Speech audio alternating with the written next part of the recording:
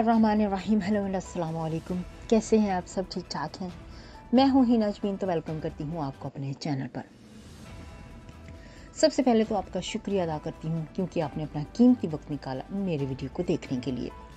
और दूसरी बात, आपसे रिक्वेस्ट करती हूं कि अगर आपने मेरे चैनल को अभी तक सब्सक्राइब नहीं किया तो कर लीजिए और नोटिफिकेशन का बटन ऑन कर लीजिए।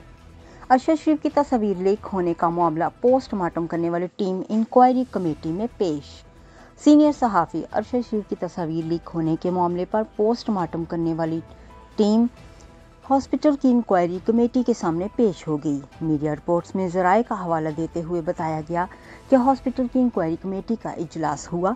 अरशद शरीफ का पोस्टमार्टम करने वाली टीम इंक्वायरी कमेटी में पेश हो गई। इंक्वायरी कमेटी ने तमाम अफराद के बयानात के लिए अरशद शरीफ की लीक शुदा तस्वीर मोबाइल से नहीं बनाई गई। लीक शुदा तस्वीर डीएसएलआर कैमरे से बनाई गई। पोस्टमार्टम के वक्त सर्द खाने में किसी के पास मोबाइल नहीं था। हॉस्पिटल के ज़राए का हवाला देते हुए मज़ीद रिपोर्ट किया गया है कि पोस्टमार्टम के कबल डॉक्टर्स और अमले से मोबाइल फ़ोन्स जमा किए गए थे। अस्पताल फोटोग्राफर ने तस्वीर लेने के बाद कैमरा बोर्ड सरबराह के हवाले किया था। अरशद शरीफ की लीक शुदा 2 तस्वीर बज़ाहिर अस्पताल में कैमरे से बनी हैं। वाज़ेह रहे कि इससे कबल अरशद शरीफ की पोस्टमार्टम रिपोर्ट और तस्वीर लीक होने के मामले पर बनाई जाने वाली कमेटी का इजलास तलब किया गया। डायरेक्टर्स भी तलब कर लिए गए।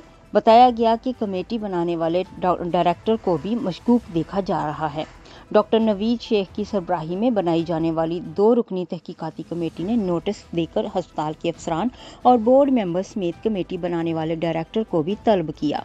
ज़राए ने कहा कि पोस्टमार्टम रिपोर्ट किसी आम स्टाफ ने लीक नहीं की, ये हाई प्रोफाइल थी और इसे जानबूझकर किसी बड़े ओहदेदारान ने लीक की और इस सिलसिले में डायरेक्टर से लेकर photographer, IT, PIMS chairman, medical board और दीगर को तलब किया गया। कमेटी ने अपने ज़राए से भी इंक्वायरी जारी कर रखी है और उम्मीद की जाती है कि बहुत जल्द किसी हतमी नतीजा तक पहुंच जाएंगे।